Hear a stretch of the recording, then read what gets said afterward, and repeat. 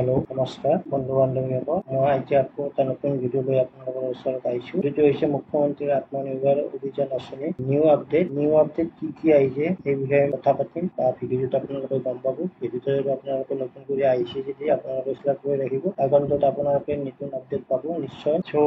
মই কামৰূপ ডিষ্ট্ৰিক্টৰ জিলা উপায়ুক্ত কাৰ্যালয়ত গৈছিলোঁ। তাত যাই কেনে মই কৰ্মকৰ্তাসকলৰ লগত কথা পাতিছিলোঁ। কথা পাতি কেনে মই জানিব পৰা মতে লিষ্টখন 25 তাৰিখৰ পৰা 30 তাৰিখৰ ভিতৰত অনলাইনত প্ৰকাশ পাব হ'ব বুলি ইতিমধ্যে অলপ গম পোৱা গৈছে। আৰু আপোনালোকে নিজে লগইন কৰি আপোনালোকে চিলেকশ্যন হৈছে নে নাই হোৱা আপোনালোকে এই ৱেবছাইটটোত যাই কেনে আপোনালোকে লগইন কৰি আপোনালোকে গম পাব। আপোনালোকৰ ফোন নম্বৰটো আৰু আপোনালোকৰ OTP দি আপোনালোকে লগইন কৰিব। লগইন কৰাৰ পিছত আপোনালোকৰ OTP এটা মোবাইলত যাব। OTP মোবাইলত যাই কেনে আপোনালোকে লগইন কৰিব। লগইন কৰাৰ পিছত আপোনালোকৰ OTPটো আপোনালোকে বহাব। তাৰপিছত আপোনালোকে OTP সাবমিট কৰিব। OTP সাবমিট কৰাৰ পিছত আপোনালোকে এনেকৈ এখন ইণ্টাৰফেচ পাব।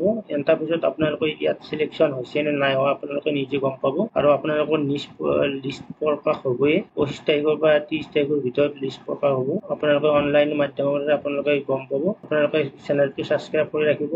নতুন আপডেট আহিলে বা লিষ্ট আহিলে মই আপোনালোকক নিশ্চয় জনাম। মই আগতো ভিডিঅ'টোত আপোনালোকক কৈছিলোঁ যে লিষ্টখন কেনেকুৱা ভিত্তিত আপোনালোকে লিষ্টখন প্ৰকাশ পাব সেই বিষয়ে মই আগৰ ভিডিঅ'বিলাকত আপোনালোকক কৈছোঁ। মই জানিব পৰা মতে কাৰ্যালয়ত জিলা উপায়ুক্ত কাৰ্যালয়ত গম পোৱা মতে ইয়াত অৰ্থাৎ বয়স অনুপাতে এই লিষ্টখন বনোৱা হ'ব। প্ৰথম প্ৰিফাৰেঞ্চ দিব বয়স অনুপাতে, 2 নম্বৰ প্ৰিফাৰেঞ্চ দিব কোৱালিফিকেশ্যন অনুপাতে, 3 নম্বৰ প্ৰিফাৰেঞ্চ দিব আপোনালোকে প্ৰজেক্টটো কি কিহত দিছে, প্ৰজেক্টৰ ওপৰত আপোনালোকে কেনেধৰণৰ কাম কৰিছে, কেনেধৰণৰ প্ৰফিট হ'ব প্ৰজেক্টটো আপোনালোকে এই প্ৰজেক্টৰ ওপৰত ভিত্তি কৰি এই 3টা কেটেগৰীত আপোনালোকক ভাগ কৰি কেনে আপোনালোকৰ চিলেকশ্যন পদ্ধতি হ'ব।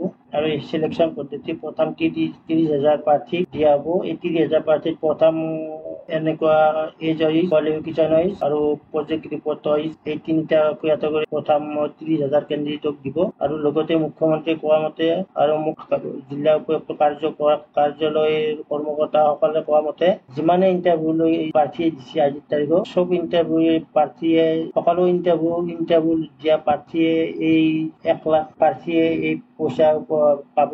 মোক কোৱা মতে মই কৈছোঁ আপোনালোকক কামৰূপ জিলাৰ যদি কোনো প্ৰাৰ্থী চাই আছে এই ভিডিঅ'টো আপোনালোকে ছাবস্ক্ৰাইব কৰি ৰাখিব।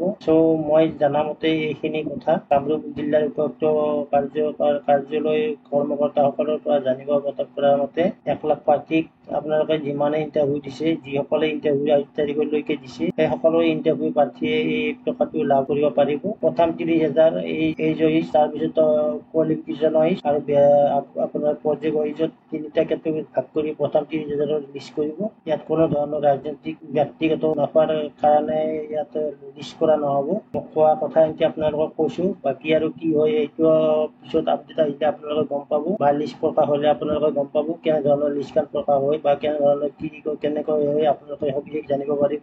মই যিখিনি গম পাইছোঁ, মই যিখিনি কথা পাতিছোঁ সেইখিনিৰ ওপৰত মই ভিত্তি কৰি আপোনালোকৰ ওপৰত মই বক্তব্য ৰাখিছোঁ বা আপোনালোকৰ আগত প্ৰকাশ কৰিছোঁ।